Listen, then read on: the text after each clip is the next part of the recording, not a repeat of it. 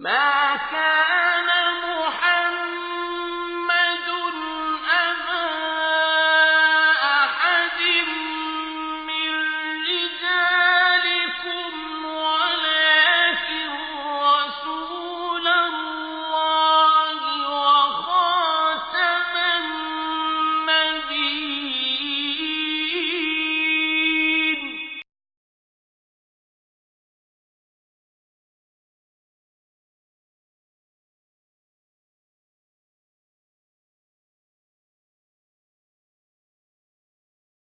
الحمد لله رب العالمين والصلاة والسلام على سيد الرسل وخاتم النبيين سيدنا ونبينا ومولانا محمد صلى الله عليه وسلم وعلى آله وصحبه أجمعين وبعد. أعوذ بالله من الشيطان الرجيم. بسم الله الرحمن الرحيم. ما كان محمد أبا أحد من رجالكم ولكن رسول الله وخاتم النبيين. وقال النبي صلى الله عليه وسلم الدين النصيحة. ناظرین کرام، دین بھلائی ہے، اس سلسلے کا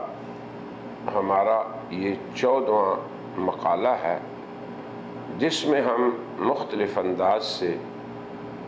جناب نبی کریم صلی اللہ علیہ وسلم کے خاتم النبیین بمعنی آخری نبی ہونے کے عنوان کو بیان کر رہے ہیں۔ اسی سلسلے کا یہ ہمارا 5واں حلقہ ہے جس میں ہم احادیث نبویہ کریمہ و شریفہ سے اسی مفہوم کو واضح کریں گے۔ احادیث نبویہ کا لاتعداد ذخیرہ مسئلہ ختم نبوت کی حقیقت کو بیان کرتا ہے۔ اس کا مکمل طور پر استیعاب تو بہت دشوار ہے، لیکن اس کا کچھ مختصر حصہ ہم یہاں ترتیب دے رہے ہیں، جن میں حضرت صلی اللہ علیہ وسلم کا خاتم النبیین بمعنی آخر النبیین ہونے کا بیان ہے کہ ان کے بعد یہ سلسلہ نبوت بند ہو چکا۔ اس سلسلے کو جاری رکھنے والے قرآن کریم کی طرح احادیث مصطفیٰ کے بھی خلاف عقیدہ رکھتے ہیں۔ احادیث کے اس ذخیرہ کو دیکھ کر بلا تأمل یہ کہا جا سکتا ہے کہ ختم نبوت کے عقیدہ پر احادیث متواتر طور پر اپنا تواتر معنوی رکھتی ہے۔ تو سب سے پہلے جناب نبی کریم صلی اللہ علیہ وسلم کا یہ فرمان جس سے حضرت ابی ہریرہ رضی اللہ تعالیٰ عنہ یوں روایت فرماتے ہیں کہ حضرت صلی اللہ علیہ وسلم نے فرمایا ان مثلی ومثل الانبیاء من قبلی كمثل رجل بنا بیتا فاحسنه واجمله الا موضع لبنة من زاویہ فجعل الناس يطوفون به۔ حضرت صلی اللہ علیہ وسلم نے فرمایا کہ میری اور مجھ سے پہلے انبیاء علیہم السلام کی مثال ایسی ہے جیسے کسی شخص نے گھر بنایا، بہت عمدہ اسے اور آراستہ و پیراستہ کیا، مگر اس کے ایک گوشے میں ایک اینٹ کی جگہ خالی چھوڑ دی۔ لوگ اس کو دیکھنے کے لیے جوق در جوق آتے، خوش ہوتے اور کہتے جاتے یہ ایک اینٹ بھی کیوں نہ رکھی گئی تاکہ مکان کی تعمیر مکمل ہو جاتی۔ تو حضرت صلی اللہ علیہ وسلم نے فرمایا میں نے اس جگہ کو پر کیا اور مجھ سے ہی قصر نبوت کی تکمیل ہوئی اور میں خاتم النبیین ہوں۔ ایک اور حدیث حضرت ابو سعید خدری روایت فرماتے ہیں، قال رسول اللہ صلی اللہ علیہ وسلم مثلی ومثل النبیین كمثل رجل بنى دارا فأتمها إلا لبنة واحدة فجئت أنا فأتممت تلك اللبنة۔ اسے امام مسلم و احمد نے روایت کیا ہے، اور اس کا ترجمہ بھی وہی ہے جو پہلی حدیث کا ہے کہ میری اور انبیاء کی مثال ایسی ہے جیسے ایک شخص نے ایک مکان بنایا، اسے مکمل کر دیا سوائے ایک اینٹ کی جگہ کے، تو آپ نے فرمایا میری آمد ہوئی تو میں نے اس جگہ کو پورا کر دیا۔ پھر اسی طرح حضرت جابر رضی اللہ تعالیٰ عنہ روایت کرتے ہیں اسی معنی میں، قال رسول اللہ صلی اللہ علیہ وسلم مثلی ومثل الانبیاء من قبلی كمثل رجل بنى بيتا فأحسنه وأجمله إلا موضع لبنة من زاوية فجعل الناس يطوفون به ويعجبون له ويقولون هلا وضعت هذه اللبنة۔ اب جب اس خوبصورت مکان کو لوگ آ کر دیکھتے اور اس کے ارد گرد گھومتے اور اس کی خوبصورتی پہ تعجب کرتے اور کہتے کہ یہ اس اینٹ کو کیوں نہ رکھ دیا گیا، تو آپ نے فرمایا میں ہی وہ اینٹ ہوں اور میں خاتم النبیین ہوں۔ اس حدیث کو بخاری و مسلم اور ترمذی نے روایت کیا ہے۔ اب دیکھو کس طرح حضور اکرم صلی اللہ علیہ وسلم نے اپنے خاتم النبیین بمعنی آخری نبی ہونے کو بیان فرمایا کہ قصر نبوت کی آخری وہ اینٹ جس میں صرف ایک ہی اینٹ کی گنجائش تھی وہ میں ہوں۔ وعن ابی حازم قال قعدت ابا هريرة 5 سنين فسمعته يحدث عن النبي صلى الله عليه وسلم قال كانت بنو إسرائيل تسوسهم الأنبياء كلما هلك نبي خلفه نبي وأنه لا نبي بعد۔ حضرت ابو حازم فرماتے ہیں کہ میں 5 سال حضرت ابو ہریرہ کے ساتھ رہا، میں نے خود ان سے سنا، وہ یہ حدیث بیان کیا کرتے تھے کہ حضرت صلی اللہ علیہ وسلم نے فرمایا کہ بنی اسرائیل کی سیاست خود ان کے انبیاء علیہ السلام کیا کرتے تھے، یعنی اس امت کی قیادت اور اس قوم کی کو چلانے والے حضرات انبیاء علیہ السلام تھے۔ جب بھی کبھی کسی نبی کی وفات ہوتی تو اللہ تعالیٰ کسی دوسرے نبی کو اس کا خلیفہ مقرر فرماتے جو امت کی قیادت کو سنبھالتا، لیکن میرے بعد کوئی نبی نہیں۔ پھر حضرت جبیر ابن مطعم رضی اللہ عنہ کی یہ ایک حدیث ہے جسے بخاری و مسلم نے روایت کیا کہ حضرت صلی اللہ علیہ وسلم نے فرمایا ان لی اسماء انا محمد وانا الماحی الذي يمحو الله بي الكفر وانا الحاشر الذي يحشر الناس على قدمي وانا العاقب والعاقب الذي ليس بعدي نبي۔ حضرت جبیر بن مطعم فرماتے ہیں کہ جناب نبی کریم صلی اللہ علیہ وسلم نے ارشاد فرمایا میرے نام ہیں، کئی نام ہیں میرے، میں محمد ہوں، میں احمد ہوں، میں ماحی ہوں، یعنی اللہ تعالیٰ میرے ذریعے سے کفر کو مٹائے گا، اور میں حاشر ہوں، یعنی اللہ تعالیٰ میرے قدم پہ لوگوں کو جمع فرمائیں گے، یعنی میرے ہی بعد قیامت آئے گی یا میرے بعد ہی قیامت آئے گی، اور میں عاقب ہوں، یعنی میں وہی نبی ہوں جس نے یہ ساری خدمات دینی انجام دینی ہے۔ اور پھر فرمایا عاقب اس شخص کو کہا جاتا ہے جس کے بعد کوئی نبی نہ ہو۔ تو حضرات انبیاء علیہم السلام میں یہ شرف اللہ نے مجھے بخشا کہ میرے بعد کوئی نبی نہ ہوگا۔ پھر حضرت ابو ہریرہ کی یہ روایت ہے، آپ نے فرمایا کہ حضرت صلی اللہ علیہ وسلم نے فرمایا تم میں سے پہلی امتوں میں محدث ہوا کرتے تھے، لقد كان في مضى قبلكم من الامم محدثون، یعنی اللہ تبارک و تعالیٰ کی طرف سے انہیں بات القا کر دی جاتی تھی، بس میری امت میں اگر کوئی محدث ہے تو وہ عمر ہے۔ پھر حضرت سعد بن ابی وقاص رضی اللہ تعالیٰ عنہ کی یہ روایت ہے کہ حضرت صلی اللہ علیہ وسلم نے حضرت علی رضی اللہ عنہ کو فرمایا اما ترضى ان تكون منی بمنزلة ہارون من موسیٰ، وفی لفظ لمسلم الا انه لا نبی بعدی۔ حضرت صلی اللہ علیہ وسلم نے حضرت علی سے فرمایا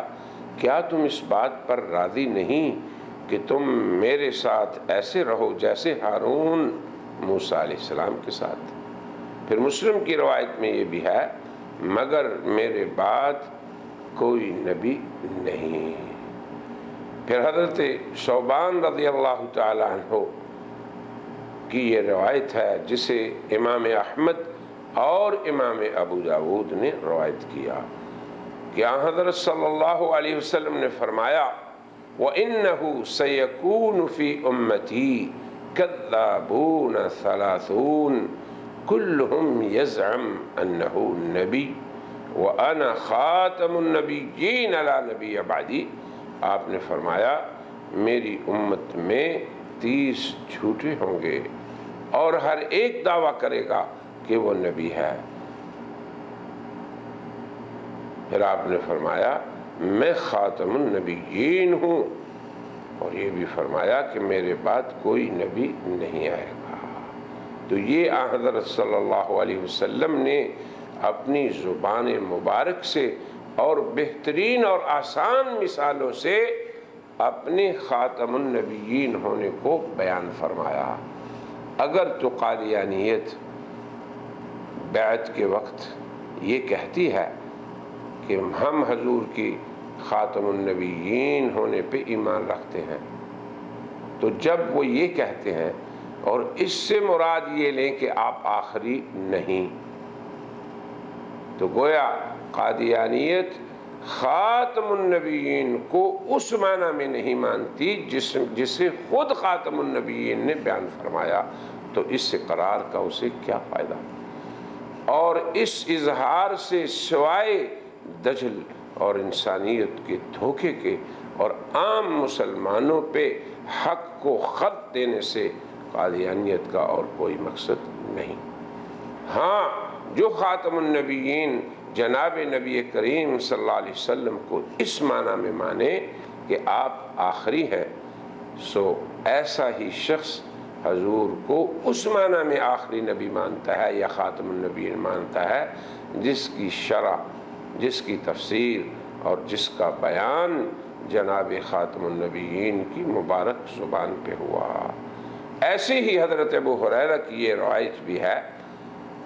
آپ فرماتے ہیں ان رسول اللہ صلی اللہ علیہ وسلم قال فضلت علی الانبیاء بست، اللہ نے مجھے حضرات انبیاء پہ 6 فضیلتیں عطا فرمائیں۔ اعطیت جوامع الکلم، اللہ نے مجھے جامع کلمات والا بنایا۔ ونصرت بالرعب، اللہ نے رعب سے میری نصرت فرمائی۔ وأحلت لی الغنائم، اللہ نے اموال غنائم کو میرے لیے حلال کیا۔ وجعلت لی الارض طہورا ومسجدا، اس روئے زمین کو اللہ نے میرے لیے مسجد اور پاکیزہ جگہ قرار دیا۔ وارسلت الی الخلق کافہ، اللہ نے مجھے پوری کائنات کی طرف نبی بنا کے بھیجا۔ وختم بی النبیون، حق تعالی شانہ نے مجھ پر انبیاء کے سلسلے کو ختم فرما دیا۔ تو یہ حدیث مبارک آپ کے خصائص و فضائل پہ مشتمل ہے، جن میں آپ صلی اللہ علیہ وسلم کو جو اعزازات خاصہ حق تعالی شانہ نے بیان فرمائے، ان میں سے ایک آپ کا خاتم النبیین ہونا ہے، اس معنی میں کہ آپ پر نبوت کو ختم کر دیا گیا۔ حضرت ابو ہریرہ رضی اللہ عنہ فرماتے ہیں کہ نبی پاک صلی اللہ علیہ وسلم نے فرمایا لم يبق من النبوة الا المبشرات قالوا وما المبشرات قال الرؤيا الصالحة رواہ البخاری۔ حضرت ابو ہریرہ فرماتے ہیں کہ جناب رسول اللہ صلی اللہ علیہ وسلم نے فرمایا کہ نبوت میں سے سوائے مبشرات کے کچھ نہیں بچا۔ صحابہ نے پوچھا کہ مبشرات کیا ہیں؟ آپ نے فرمایا سچی خواب۔ اب اس حدیث کا حاصل یہ ہے کہ نبوت بالکلیہ ختم ہو چکی، سلسلہ وحی منقطع ہو گیا۔ اب اجزائے نبوت میں سے ایک جز سچے خواب ہیں جسے مسلمان دیکھتے ہیں۔ اور یاد رہے کہ کوئی چیز جس کے اجزاء ہوں، اگر ان میں سے ایک جز بھی نہ پایا جائے تو وہ چیز نہیں پائی جاتی۔ تو جس طرح اللہ تبارک و تعالیٰ کے انبیاء سچے خواب دیکھتے تھے، ایسے ہی اہل اسلام میں سے بھی صالحین ایسے ہوں گے جو سچے خواب دیکھیں گے۔ یہ مقصد ہے، یہ نہیں ہے کہ اگر سچے خواب والا حصہ باقی ہے تو کوئی شخص اس کے ساتھ کچھ اور چیزیں ملا کر بھی ادعائی نبوت کر دے۔ تو حدیث میں اور مذکورہ احادیث میں، اس حدیث میں اور مذکورہ احادیث میں سلسلہ نبوت کے انقطاع پر جناب نبی کریم صلی اللہ علیہ وسلم نے مہر لگا دی۔ اب بعض قادیانی حضرات اس حدیث سے یہ استدلال کرتے ہیں کہ نبوت کا ایک جز باقی ہے۔ یاد رہے کہ جب کسی چیز جس کے اجزاء ہیں ایک جز اس کا ختم ہو جائے تو وہ چیز ہی ختم ہو جاتی ہے۔ جز ہونے کا معنی ہی یہی ہے۔ تو جب ایک جز باقی رہے تو اس سے تو کسی طرح بھی کسی شے کے وجود پہ استدلال درست نہیں، بلکہ کسی ایک جز کے نہ ہونے سے وہ شے جس کے اجزاء ہیں اس کا وجود ہی ختم ہو جاتا ہے۔ اب قادیانیت یہ کہتی ہے کہ پانی کا ایک قطرہ باقی ہو تو اسے بھی پانی کہا جاتا ہے، مگر معمولی تأمل کرنے والا انسان وہ جانتا ہے کہ کسی ایسی چیز جس کے اجزاء ہیں اس کے جز کے ثابت ہونے سے اس کا کل ثابت نہیں ہو سکتا۔ اب نماز ہے، اس کے اندر تکبیر ہے، اس کے اندر قیام ہے، اس کے اندر قرأت ہے، اس میں رکوع ہے، اس کے اندر سجود ہے۔ اب یہ مختلف جو اجزاء ہیں، اب ایک آدمی کہے اللہ اکبر، ایک جز میں نے کر دیا، اس کا تحقق ہو گیا، اس کا وجود ہو گیا۔ اب وہ آدمی کہے کہ میں نے نماز ادا کر لی،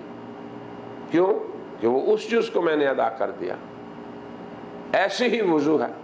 ہاتھ دھونا، چہرہ دھونا، مسح کرنا، وضو کے لیے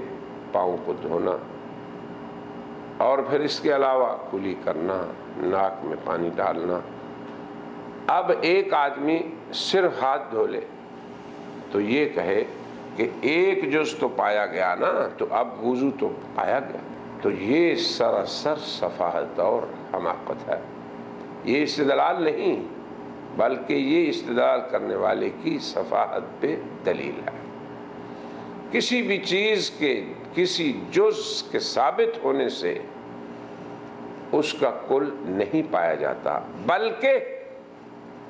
جتنے اس کے اجزاء ہوں ان میں سے کسی ایک جز کے بھی ناقص ہونے سے وہ چیز ختم ہو جاتی ہے۔ ایک لمحہ ایک شخص کھانا ترک کر دے اور یہ کہے کہ روزے کا معنی کھانے کو ترک کرنا ہے، کھانے سے رک جانا ہے، تو اب کوئی شخص اسے کہے گا کہ یہ بھی روزے دار ہے؟ تو جس طرح جن امور کا ہم نے ذکر کیا، حالانکہ یہ عام دنیاوی امور ہیں، عام فہم چیزیں ہیں، کوئی ان میں زیادہ عقل اور تأمل اور علم کی ضرورت نہیں کہ غیر شرعی امور ہوں یا شرعی امور ہوں، وہ امور ہوں جن کا تعلق ہماری اس زندگی سے ہے یا وہ امور ہوں جن کا تعلق ہماری آخرت کی زندگی سے ہے، ان سب میں یہی چیز ہے کہ جس چیز کے اجزاء ہوں اس کے ایک جزو بھی نہ ہونے سے وہ چیز مکمل نہیں ہوگی، اس کا وجود ہی متحقق نہیں ہوگا۔ کوئی شخص نماز کے لیے کھڑا ہوا، تکبیر سے لے کے آخر تک اس نے تمام اجزاء جو تھے ان کی تکمیل کی، ان کا تحقق ہوا، اور ایک جز آخر میں سے چھوڑ دیا، تو نماز کا وجود ہی متحقق نہیں ہوا۔ تو ذات اجزاء یا جس چیز کے اندر اجزاء پائے جائیں، ارکان ہوں، اس کے مختلف اجزاء ہوں، اس کے مختلف واجبات و فرائض ہوں، تو ایک کے رہنے سے تمام کا وجود ختم ہو جاتا ہے۔ تو یہ کہ ایک کے پائے جانے سے پوری چیز پائی جائے، یہ سراسر حماقت ہے۔ بہرحال جب حدیث میں یہ آیا کہ مبشرات اجزاء نبوت میں سے باقی ہیں، تو اس سے نبوت پہ استدلال بھی ایسے ہی غیر معقول ہے، جیسا ہم نے بعض اشیاء کو جن کے اجزاء ہیں ان کے اجزاء کے پائے جانے سے اور بعض کے چھوٹنے سے، یا چند کے پائے جانے سے بعض کے نہ پائے جانے سے، یا تمام کے پائے جانے سے سوائے ایک کے، ہم نے یہ ذکر کیا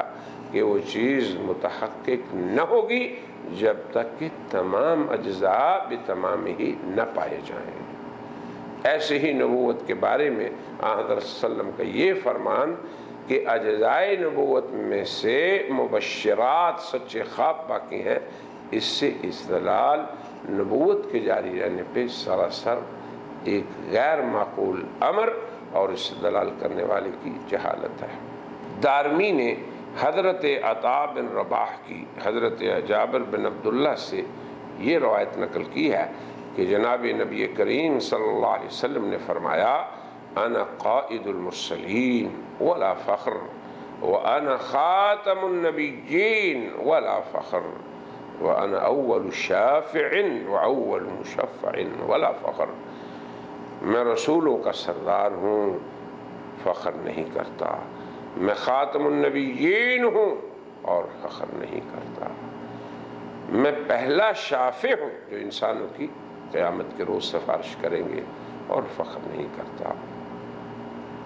میں ایسا سفارشی ہوں جس کی سفارش قبول ہوگی اور فخر نہیں کرتا۔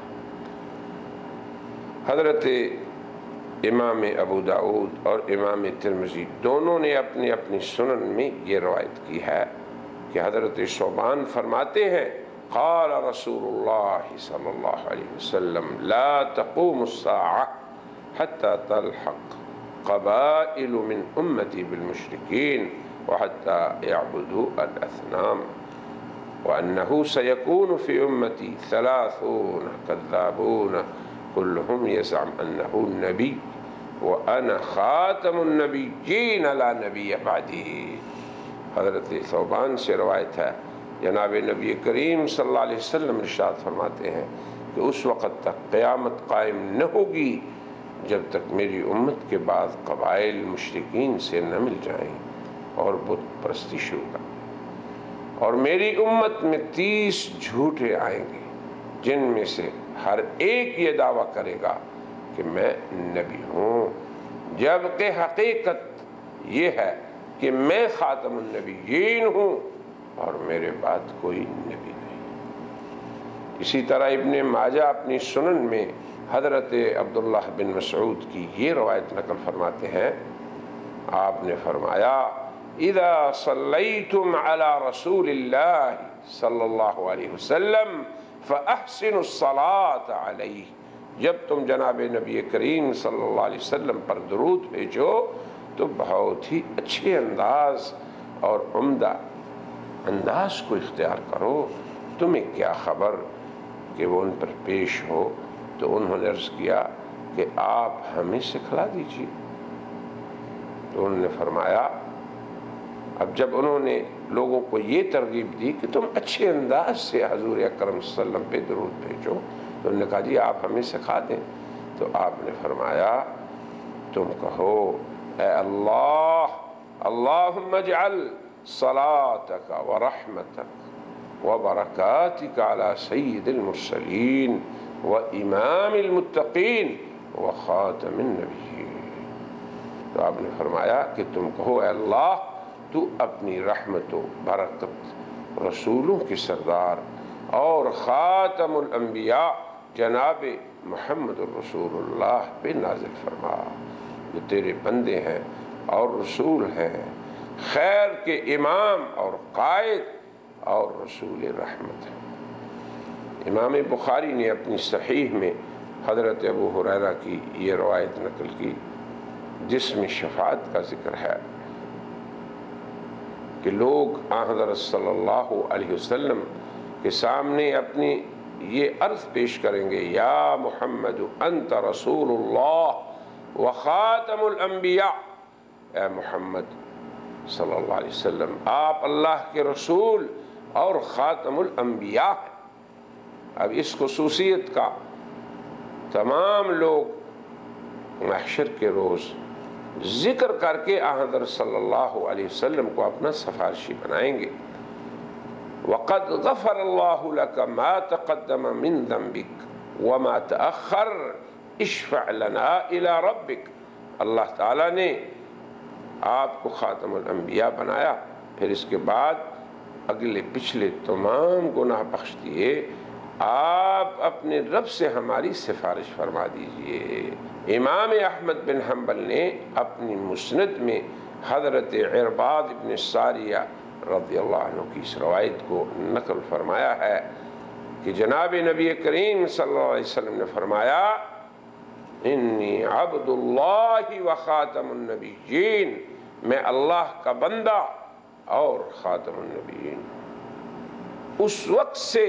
جبکہ آدم پیدا بھی نہیں ہوئے تھے، وہ اپنی مٹی اور گاری میں تھے۔ پھر آپ نے فرمایا، میں تمہیں اپنے معاملے کے آغاز کی خبر دوں، میں ابراہیم خلیل اللہ کی دعا ہوں، میں عیسیٰ علیہ السلام کی بشارت ہوں۔ معجم کبیر میں طبرانی نے حضرت علی الہلالی سے روایت کی ہے، وہ اپنے والد سے روایت کرتے ہیں کہ میں رسول اللہ کی خدمت میں حاضر ہوا اس مرض کی حالت میں جب آپ کی وفات ہوئی۔ اس حدیث کے آخر میں آپ نے یہ فرمایا، اے فاطمہ، وَنَحْنُ أَهْلُ بَيْتٍ قَدْ آتَانَ اللَّهُ سَبْعَ خِصَالٍ لَمْ يُعْتَ أَحَدٌ قَبْلَنَا، ہم اہل بیت، اللہ نے ہمیں 7 ایسے خصائل عطا فرمائے جو ہم سے پہلے کسی کو نہ ملے اور نہ ہمارے بعد کسی کو ملیں گے۔ میں خاتم النبیین ہوں اور اللہ کے ہاں افضل النبیین ہوں، اور اللہ تعالیٰ کے ہاں تمام مخلوق سے زیادہ محبوب ہوں۔ اب دیکھیں کہاں کہاں حضور کی ختم نبوت کا ذکر ہوا، اور پھر خاتم النبیین بمعنی آخر النبیین ہونے کا تعین ہوا۔ حضرت سہل بن سعد الساعدی سے روایت ہے کہ جناب نبی کریم صلی اللہ علیہ وسلم نے جب ان کے چچا نے ہجرت کی اجازت چاہی تو انہیں فرمایا، چچا جان آپ اپنی جگہ پر ہی رہیں، اللہ تعالیٰ نے آپ پر ہجرت کو ختم فرمایا جیسا کہ مجھ پہ نبوت کو ختم فرمایا۔ نبی کریم صلی اللہ علیہ وسلم نے اپنے چچا کے خاتم المہاجرین ہونے کو اپنے خاتم النبیین ہونے سے تشبیہ دی، کیونکہ وہ آخری مہاجر تھے۔ اب قادیانیت بسا اوقات یوں بھی شبہ پیش کرتی ہے کہ حضرت صلی اللہ علیہ وسلم کے خاتم النبیین ہونے سے اب یہ ثابت ہوا کہ حضرت عیسیٰ بھی نہیں آئیں گے۔ عجیب بات یہ ہے کہ مرزا قادیانی اپنی نبوت کی نفی کے لیے تو ان چیزوں کو دلیل نہیں بناتا۔ دیکھیں کس قدر شبہ اور کس قدر عوام کو دجل میں ڈالنے والی بات ہے۔ اپنے لیے تو وہ یہ کہتا ہے کہ میں ان کا ذل و بروز ہوں، اور اپنے دعوی نبوت کو مہر ختم نبوت کے ٹوٹنے کے خلاف نہیں کہتا، مگر حضرت عیسیٰ علیہ السلام کی دوبارہ آمد کا عقیدہ جو امت کے اندر مسلمات دین میں ہے، اسے مہر نبوت کے خلاف قرار دیتا ہے، منافی قرار دیتا ہے، اور پھر اسے حضرت عیسیٰ علیہ السلام کی حیات کی نفی کے لیے دلیل بھی پیش کرتا ہے کہ چونکہ حضرت صلی اللہ علیہ وسلم آخری نبی ہیں، اس لیے حضرت عیسیٰ جو ہے وہ زندہ نہیں، ورنہ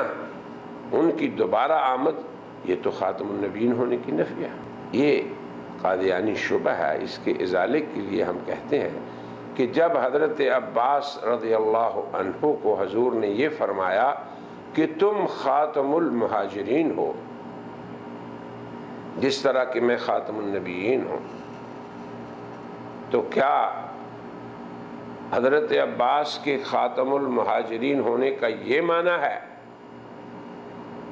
کہ اس سے تمام مہاجرین کی موت ثابت ہو گئی؟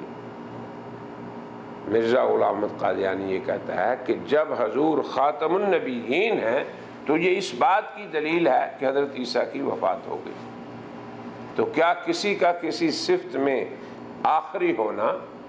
وہ اس بات کا تقاضا کرتا ہے کہ اس صفت میں جو دوسرے اس کے ساتھ شریک ہیں وہ زندہ نہیں، یا ان کی حیات کے یہ معارض ہے؟ تو ہاں حضرت صلی اللہ علیہ وسلم کا خاتم النبیین ہونا نہ حضرت عیسیٰ علیہ السلام کی موت کی دلیل ہے، نہ ہی آپ کی دوبارہ آمد حضور کے آخری نبی ہونے کے معارض ہے، کیونکہ ان کو نبوت تو حضور سے پہلے مل چکی، آپ کے بعد کسی کا نبی نہ ہونا یہ مسلمان امت کا عقیدہ ہے، یہی حضرت صلی اللہ علیہ وسلم کا فرمان کا مطلب ہے۔ تو حضرت عیسیٰ کو حضرت صلی اللہ علیہ وسلم کے بعد نبوت نہیں ملی، اب ان کی دوبارہ آمد یہ خاتم النبیین ہونے کے منافی نہیں، اور جب وہ آئیں گے تو حضور اکرم صلی اللہ علیہ وسلم کی شریعت ہی کے پیرو ہو کر آئیں گے۔ حضرت ابو ہریرہ حضرت صلی اللہ علیہ وسلم سے اللہ تعالیٰ کے اس ارشاد وَإِذْ أَخَذْنَا مِنَ النَّبِيِّينَ مِيثَاقَهُمْ وَمِنْكَ وَمِن نُوحٍ وَإِبْرَاهِيمَ وَمُوسَىٰ وَعِيسَىٰ ابْنِ مریم،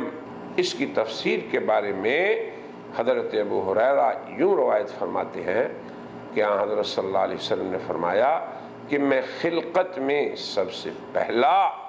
اور بعثت میں سب سے آخری نبی ہوں۔ اس حدیث نبوی نے خاتم النبیین کے مفہوم کو اس وضاحت سے بیان فرما دیا کہ اب کسی کو اس میں تعویل کی گنجائش کسی کے لیے باقی نہیں، یعنی ایسا نبی ہوں جس کی نبوت کا اس بات سب سے پہلے، جو خلقت میں سب سے پہلے اور بعثت میں تمام انبیاء کے بعد ہو۔ تو اب یہاں پہ قادیانیت کی یہ تعویل نہیں چل سکے گی کہ اس کا معنی افضل ہے۔ آپ اس وقت بھی افضل تھے، اس کے بعد بھی افضل تھے، بعثت میں بھی افضل رہے، تا قیامت افضل رہیں گے، مگر آپ کے آخری ہونا، آپ کا آخری ہونا نبوت کے باب میں یہ آپ کے افضل ہونے کے منافی نہیں۔ یہ بھی ایک دجل ہے۔ امت مسلمہ حضور کو جب آخری نبی کہتی ہے تو وہ افضلیت کے ساتھ کہتی ہے، اس کی نفی نہیں کرتی، مگر جب قادیانیت حضور کو افضل نبی کہتی ہے تو وہ آپ کے آخری ہونے کی نفی کرتی ہے۔ یہ مسئلہ عوام کو سمجھنا چاہیے۔ تو حضرت صلی اللہ علیہ وسلم کا خاتم النبیین ہونا، اس کا مفہوم، اس کا مدلول اور اس کا معنی صرف اور صرف یہی ہے کہ آپ آخری نبی ہیں جن کے بعد کسی کو نبوت نہیں ملے گی۔ اللہ کی طرف سے تو نبوت نہیں ملے گی، ہاں اگر کوئی مدعی نبوت ہو تو اس کے بارے میں حضرت صلی اللہ علیہ وسلم نے فرما دیا کہ وہ کذاب و دجال ہوگا۔ ابن عساکر روایت کرتے ہیں کہ حضرت آدم علیہ السلام نے حضرت جبریل سے پوچھا کہ محمد کون ہے، تو انہوں نے جواب دیا کہ انبیاء علیہم السلام میں سے آپ کے آخری بیٹے ہیں۔ اب کسی بیٹے کا آخری ہونا یہ دیگر کی موت کا مقتضی نہیں ہوتا، اس لیے قادیانیت کو یہ زوم نکال دینا چاہیے کہ حضرت صلی اللہ علیہ وسلم کا آخری نبی ہونا یہ حضرت عیسیٰ کی وفات کی دلیل ہے یا ان کے دوبارہ آمد کی نفی کا تقاضا کرتا ہے۔ ہاں کسی کا آخری بیٹا ہونا اس بات کی ضرور دلیل ہے کہ دیگر کوئی بیٹا اس کا نہیں ہوگا، لہذا آپ کا آخری نبی ہونا کسی نبی کی وفات کی دلیل نہیں، مگر اس بات کی ضرور دلیل ہے کہ آپ کے بعد دیگر کوئی نبی نہیں ہوگا۔ اگر کوئی ہوگا تو وہ اللہ کا نہیں ہوگا، ہوگا تو ان میں سے ہوگا جن کی نبی پاک صلی اللہ علیہ وسلم نے تصریح فرمائی کہ وہ کذاب اور دجال ہوں گے، اور ہر ایک یہی سمجھے گا اور یہی دعویٰ کرے گا کہ میں نبی ہوں، اور آپ نے فرمایا وَأَنَا خَاتَمُ النَّبِيِّينَ، اور میں خاتم النبیین ہوں، میرے بعد کوئی نبی ہے ہی نہیں۔ ایسے ہی حضرت صلی اللہ علیہ وسلم کا یہ ارشاد بھی ختم نبوت کے مفہوم اور خاتم النبیین کی تفسیر کو سمجھنے کے لیے نہایت ہی معین اور مددگار ہوگا۔ آپ نے فرمایا انا خاتم الانبیاء و مسجدی خاتم المساجد، انا خاتم الانبیاء و مسجدی خاتم المساجد، میں خاتم الانبیاء ہوں اور میری مسجد خاتم المساجد ہے۔ اب خاتم المساجد ہونے کا مطلب یہ سبھی کو پتہ ہے کہ اس کے بعد کوئی ایسی مسجد نہیں ہوگی جو کسی نبی اللہ کے ہاتھوں تعمیر ہوئی ہو۔ یہ مطلب نہیں کہ مساجد ہی نہیں رہیں گی، یا جو مساجد حضرت کے زمانے میں تھیں وہ ختم ہو جائیں گی، وہ منہدم ہو جائیں گی۔ لہذا قادیانیت کا یہ شبہ اور یہ فریب، اس کی کوئی حیثیت نہیں کہ حضور کا آخری نبی ہونا یہ حضرت عیسیٰ علیہ السلام کی وفات کی دلیل ہے۔ ہاں اس بات کی ضرور دلیل ہے کہ مرزا غلام احمد قادیانی کا ادعائے نبوت سراسر کذب اور دجل ہے، یہ ضرور اس سے ثابت ہوتا ہے۔ جتنے حوالہ جات ہم نے مختلف احادیث کی کتابوں سے ذکر کیے، یہ دو امر کی طرف اشارہ کر رہے ہیں۔ اولاً یہ کہ حضرت صلی اللہ علیہ وسلم کا خاتم النبیین ہونا یہ آپ کے سب سے آخر میں بعثت کے لیے متعین ہے، اس کا دیگر کوئی مفہوم نہیں۔ خاتم النبیین بمعنی آخر النبیین، اور جملہ احادیث اسی مضمون کی تائید فرما رہی ہیں، یہی تعیین فرما رہی ہیں۔ جملہ مسلمان مفسرین جو ہیں انہوں نے آیت خاتم النبیین کی یہی تفسیر کی، جن کے حوالے ہم نے پہلے ذکر کیے۔ پھر امت مسلمہ کا یہی اجماعی عقیدہ ہے، لہذا خاتم النبیین اس ترکیب کو افضل النبیین پر قادیانیت کا حمل کرنا یہ لغت کے خلاف ہے، قرآن کے بیان کے خلاف ہے، حدیث رسول کے جو کہ مفسر ہے قرآن کی اس کے خلاف ہے، اور امت کی اجماع کے خلاف ہے، یعنی امت مسلمہ کے جو اجماع جس مسئلے پر ہے اس باب میں اس کے بھی خلاف ہے۔ اب یہ بھی یاد رہے کہ قادیانیت اپنے ذرائع ابلاغ عامہ میں جب مرزا کے خلیفہ کی بیعت کے لیے لوگوں سے یہ اقرار کراتی ہے، اور لوگ سبھی یہ کہتے ہیں کہ میں جناب محمد رسول اللہ کے خاتم النبیین ہونے کا اقرار کرتا ہوں، تو اس سے ان کی مراد خاتمیت نہیں، آخریت نہیں، نبوت کے سلسلے کا بند ہو جانا یہ نہیں، بلکہ وہ اس سے افضلیت مراد لیتی ہے، آخری نبی ہونا نہیں، جبکہ آخری نبی ہونے کی نفی اور آپ کی آخریت کی نفی یہ آپ کی افضلیت کو مستلزم ہے۔ اور جب کوئی شخص آپ کے آخری ہونے کو نہیں مانتا تو وہ گویا آپ کے افضل ہونے کو بھی نہیں مانتا۔ اور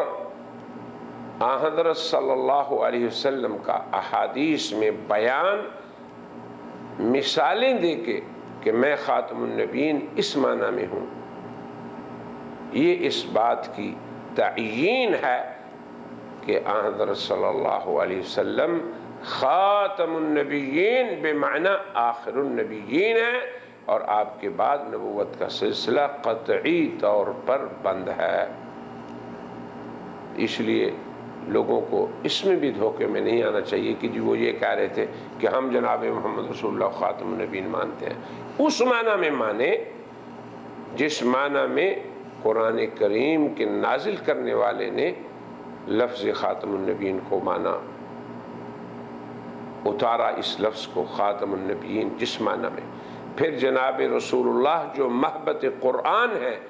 انہوں نے جس معنی کے ساتھ اس کی تفسیر کی، پھر امت مسلمہ نے جس معنی پہ اجماع کیا۔ دوسری بات جو ان احادیث سے ثابت ہوتی ہے وہ یہ ہے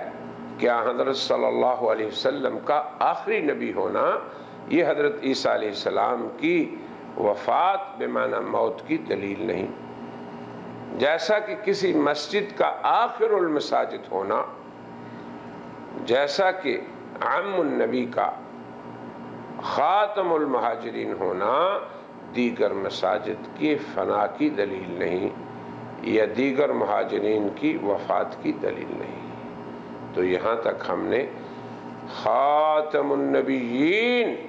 اس قرآنی ترکیب کے مفہوم کو